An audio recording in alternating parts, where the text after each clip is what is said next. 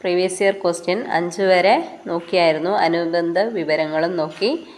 ഇനി 6 മുതൽ സ്റ്റാർട്ട് ചെയ്യാം. Question number 6.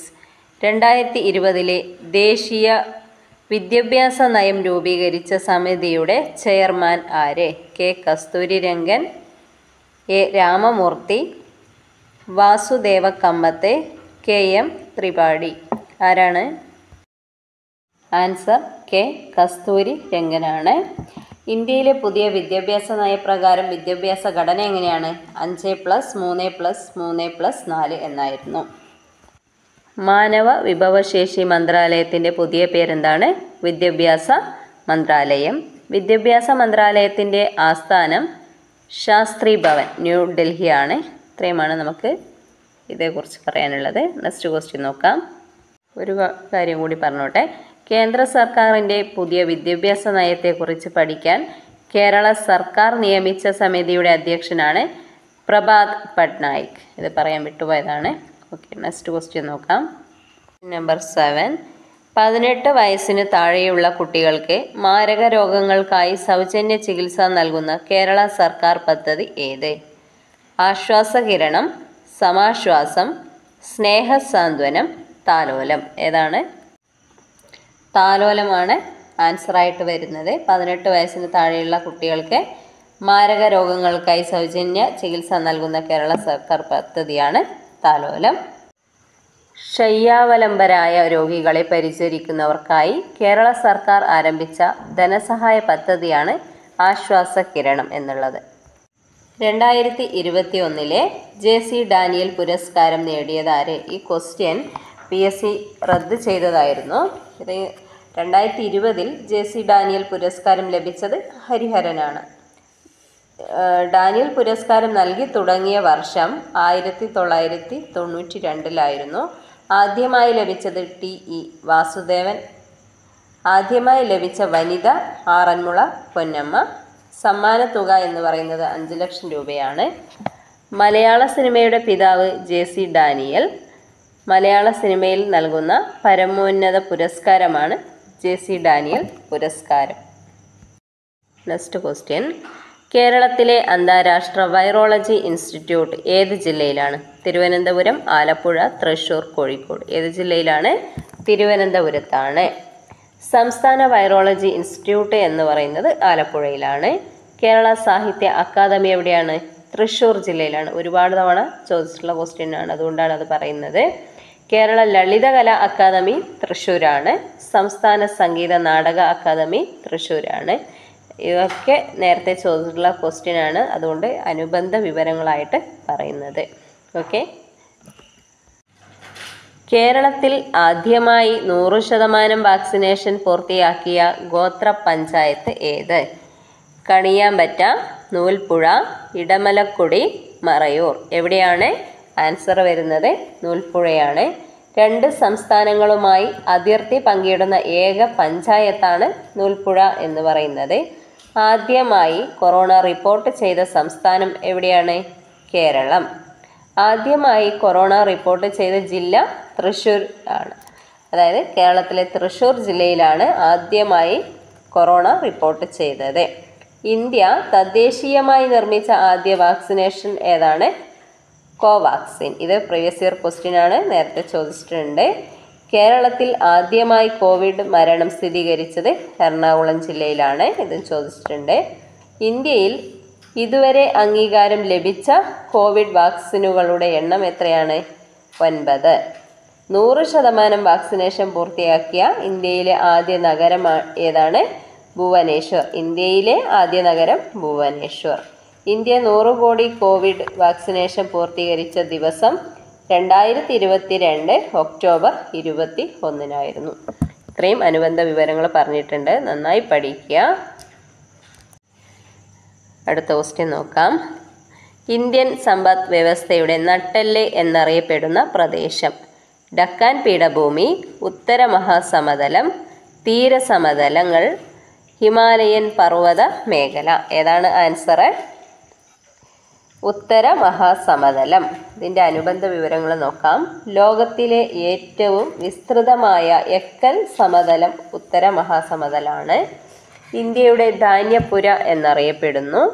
ഇന്ത്യയിലെ ഏറ്റവും വലിയ കാർഷിക ഭൂമിയാണ്. ഇന്ത്യൻ സംസ്കാരത്തിൻ്റെ ഈറ്റില്ലം എന്നറിയപ്പെടുന്നതും എന്താണ്? ഉത്തരമഹാസമതലം. അടുത്ത ക്വസ്റ്റ്യൻ, താഴെ തന്നിരിക്കുന്നവയിൽ നിന്നും ഉപദ്വീപീയ നദികളിൽ ഉൾപ്പെടാത്ത നദി കണ്ടെത്തുക. ഏതാണ്? നർമ്മദ, മഹാനദി, ലൂണി, കാവേരി. ഏതാണ് ആൻസർ? ആൻസർ ലൂണിയാണ്. മരുഭൂമിയിലൂടെ ഒഴുകുന്ന നദിയാണ് ലൂണി എന്നറിയപ്പെടുന്നത്. ആരവല്ലി പർവ്വത നിരകളിൽ നിന്നും ഉത്ഭവിക്കുന്ന നദിയാണ് ലൂണി. ഉത്ഭവസ്ഥാനത്ത് സാഗർ നദി എന്നറിയപ്പെടുന്നു. ഇന്ത്യയിലെ ഏറ്റവും വലിയ കരബന്ധിത നദി കൂടിയാണ് ലൂണി. താർ മരുഭൂമിയിലൂടെ ഒഴുകുന്ന നദിയാണ് ലൂണി. റിഗർ എന്നറിയപ്പെടുന്ന കറുത്ത മണ്ണിന് ഏറ്റവും അനുയോജ്യമായ കൃഷി ഏത്? ഏതൊക്കെയാണ്? റബ്ബർ, നെല്ല്, ഗോതമ്പ്, പരുത്തിയാണ് കൊടുത്തിരിക്കുന്നത്. ഇതിൽ ആൻസർ വരുന്നത് പരുത്തി. യൂണിവേഴ്സൽ ഫൈബർ എന്നറിയപ്പെടുന്നതും പരുത്തിയാണ്. പരുത്തി ഉൽപ്പാദനത്തിൽ 2ാം സ്ഥാനത്തുള്ള രാജ്യമാണ് നമ്മുടെ ഇന്ത്യ. ഇന്ത്യയിലെ ഏറ്റവും വലിയ കൃഷി അധിഷ്ഠിത വ്യവസായം കൂടിയാണ് പരുത്തി.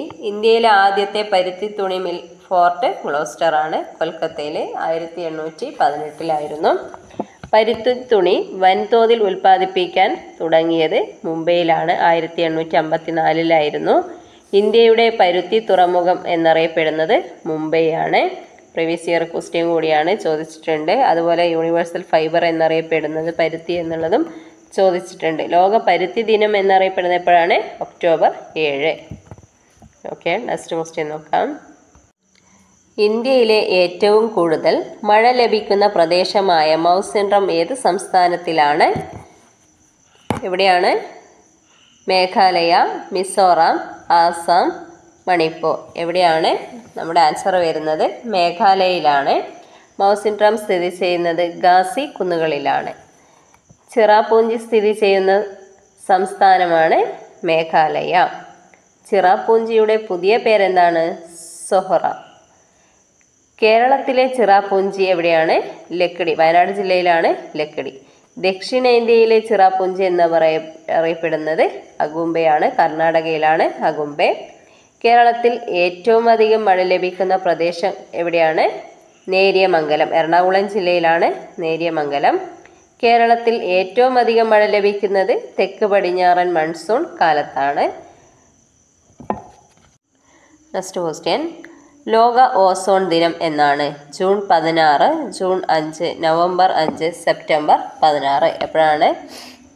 സെപ്റ്റംബർ 16 ഓസോൺ കണ്ടുപിടിച്ചത് ആര്? Christopher Schonbein. 1840 ഓസോൺ പാളി കണ്ടുപിടിച്ചത് ചാൾസ് ഹബ്രി, ഹെൻറി ബിയോൺസൺ. ഇവർ രണ്ടുപേരും ചേർന്നിട്ടാണ്. ഓസോൺ പാളി സ്ഥിതി ചെയ്യുന്നത് സ്ട്രാറ്റോസ്ഫിയറിലാണ്. ഓസോൺ അളക്കുന്ന യൂണിറ്റ് ഡോപ്സൺ യൂണിറ്റ് ആണ്. പ്രകാശ സംശ്ലേഷണ സമയത്ത് ഓസോൺ പുറത്തുവിടുന്ന സസ്യം ഏതാണ്? അത് തുളസി സസ്യമാണ്. ഓസോൺ ശോഷണത്തിന് കാരണം ക്ലോറോ കാർബൺ, മീഥേൻ എന്നിവയാണ്. നെക്സ്റ്റ് ക്വസ്റ്റ്യൻ നോക്കാം. ഇന്ത്യയിൽ ഭൗമതാപോർജ്ജ പ്ലാന്റ് സ്ഥിതി ചെയ്യുന്ന പ്രദേശം മണികരൺ, റാഞ്ചി, ഡിഗ്ബോയ്, താരാപൂർ. എവിടെയാണ്? മണികരണിലാണ്.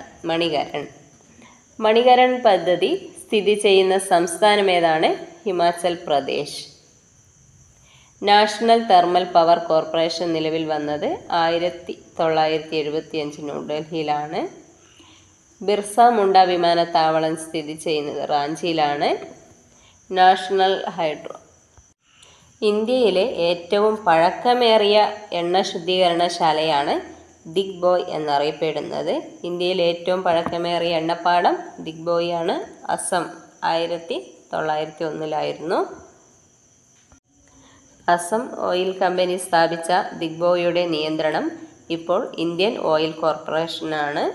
ഇന്ത്യയിലെ ഏറ്റവും വലിയ പെട്രോളിയം ഖനി എന്നറിയപ്പെടുന്നത് മുംബൈ ഹൈ ആണ്. ഒരുപാട് തവണ ചോദിച്ച ക്വസ്റ്റ്യനാണ്. ഓക്കെ, നെക്സ്റ്റ് ക്വസ്റ്റ്യൻ നോക്കാം. ഇന്ത്യയിൽ ജനസാന്ദ്രത ഏറ്റവും കുറവുള്ള സംസ്ഥാനം? ഉത്തർപ്രദേശ്, ഹിമാചൽ പ്രദേശ്, ത്രിപുര, അരുണാചൽ പ്രദേശ്. ഏതാണ്? അരുണാചൽ പ്രദേശാണ് ആൻസർ. കേന്ദ്രഭരണ പ്രദേശമായിരുന്ന അരുണാചൽ പ്രദേശ് ഒരു സംസ്ഥാനമായ വർഷം എന്ന് പറയുന്നത് 1987 ഫെബ്രുവരി 20 അരുണാചൽ പ്രദേശിൽ ബ്രിട്ടീഷ് ഭരണം ആരംഭിക്കാൻ കാരണമായ ഉടമ്പടി ഏതാണ്? എൻദാവോ ഉടമ്പടി.